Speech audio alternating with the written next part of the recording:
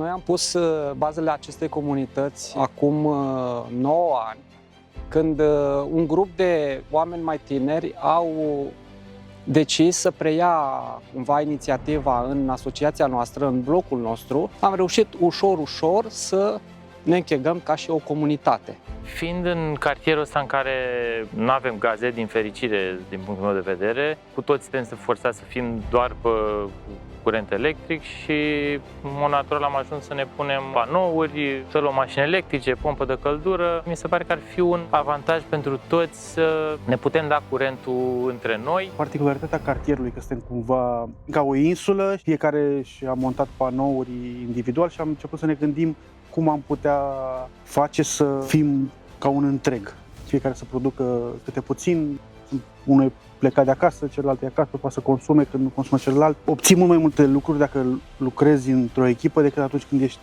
individual. Noi am avut această șansă cu proiectul Între Vecini. Au pus la dispoziție 10.000 de euro. Parte s-au dus către sistemul fotovoltaic și cealaltă parte ne-am dezvoltat grădina. S-a născut așa, din dorința de a aduce o schimbare și de a aduce vecinii împreună.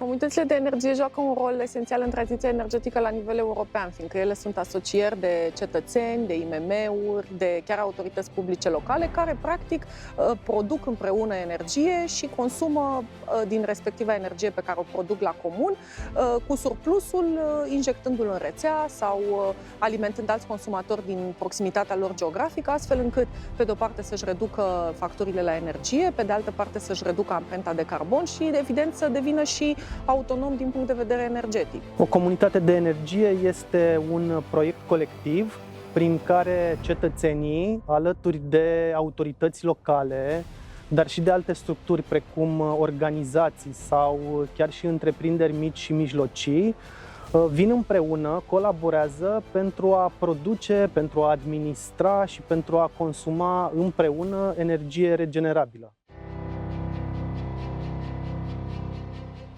Am reușit să ne schimbăm ascensorul, să avem un ascensor cu un convertizor de frecvență care reduce costurile de electricitate, să punem iluminat cu LED-uri, care la fel ne reduce costul cu electricitatea. Am reușit să aducem viață întregii noastre scări prin culoare, prin mesaje frumoase, mesaje de sustenabilitate, care aduc plus valoare oamenilor citindu-le. Am reușit, cu ajutorul partenerilor de curierat național, să instalăm locăre asociate blocului nostru, iar pentru noi ca asociație este un plus venit care ne ajută să ne susținem proiectele pe care dorim să le facem în continuare. Curentul generat ajunge la locărele respective, ceea ce le face și mai sustenabile, ne face pe noi și mai sustenabili din acest punct de vedere. Ca și cost e o altă discuție, bineînțeles că dacă te încălzești cu centrală electrică o să ai costuri mult mai mari. Eu am pompă de căldură care mă ajută să reduc consumul destul de mult și având și panourile, eu personal sunt independent, adică produc mai mult decât consum pe parcursul anului și în martie, inclusiv octombrie, nu am nevoie de rețea. Având și mașini electrice, transportul devine gratuit din punct de vedere al combustibilului. Avem un feedback pozitiv din partea vecinilor. Clar, i-am descoperit pe oamenii de lângă noi, din spatele ușilor și am devenit mai solidari. De 2 ani suntem prosumatori. Ce putem să vedem în facturile pe care le primim, avem cam 900 de lei de primit pentru surplusul acesta de energie care a fost injectat în rețea. Poate nu înseamnă așa foarte mult. Ar fi mai bine de punctat aici beneficiile acestea ecologice. Am adus o schimbare, accesăm această resursă minunată care este soarele, resursă gratuită, nepoluantă.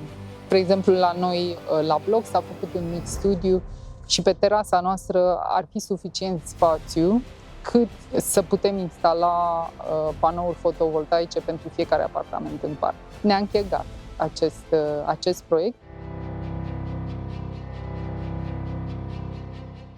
Din păcate, cadrul legislativ din România în momentul de față nu este propice, în sensul în care o comunitate de energie se poate înființa juridic, are toate drepturile pe care îi le conferă legislația europeană, dar nu poate, conform reglementărilor în vigoare, să partajeze energia pe care o consumă în interiorul comunității sau cu acei consumatori din proximitatea comunității, un centru comercial, o grădiniță, un spital, astfel încât rețeaua per total de energie electrică să fie într-un echilibru cât mai bun. Comunitățile de energie poate să aibă și acest mare rol, spre deosebire de prosumatorii individuali care au mare potențial de dezechilibrare a rețelei. Comunitățile de energie, pentru că reunesc curbe de consum și curbe de producție diferite, au mare potențial de a echilibra rețeaua. Așteptăm să se clarifice cadrul legislativ, să putem să facem o astfel de comunitate.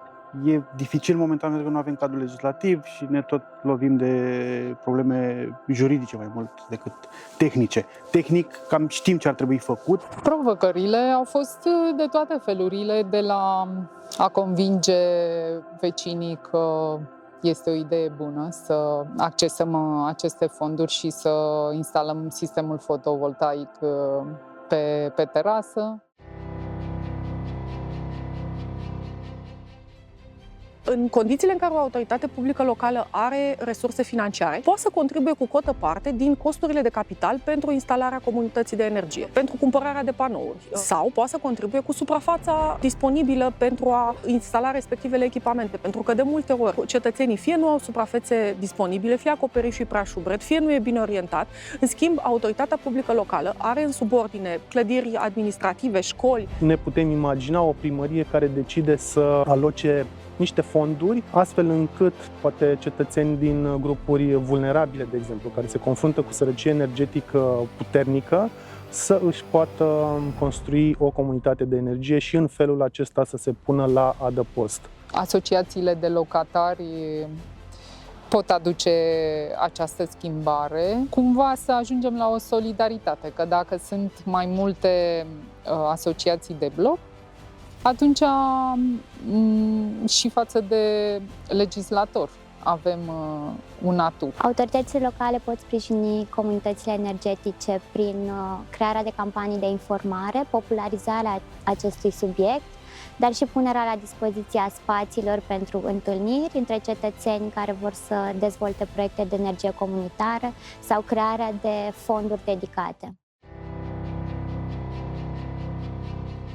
Simplu fapt că oamenii stau la oaltă și discută, planifică împreună, construiește până la urmă acest sentiment de încredere în România care e atât de important. Oamenii vor fi atrași foarte ușor în proiecte de comunități de energie dacă vor vedea beneficiile directe, imediate ale participării la astfel de inițiative. Odată ce se face un cadru legislativ simplu pentru comunitățile de energie, eu cred că o să înflorească și o să fie o grămadă, pentru că sunt foarte multe avantaje. Tehnologic nu e ceva complicat, tehnologia există de câțiva ani deja și s-a și ieftinit, deci sunt și simplu de făcut, pot fi puse și în locuri cu comunități defavorizate. Ar putea ajuta în atâtea locuri și e o chestie atât de clară și simplă și evident de făcut și din punct de vedere tehnologic și bani.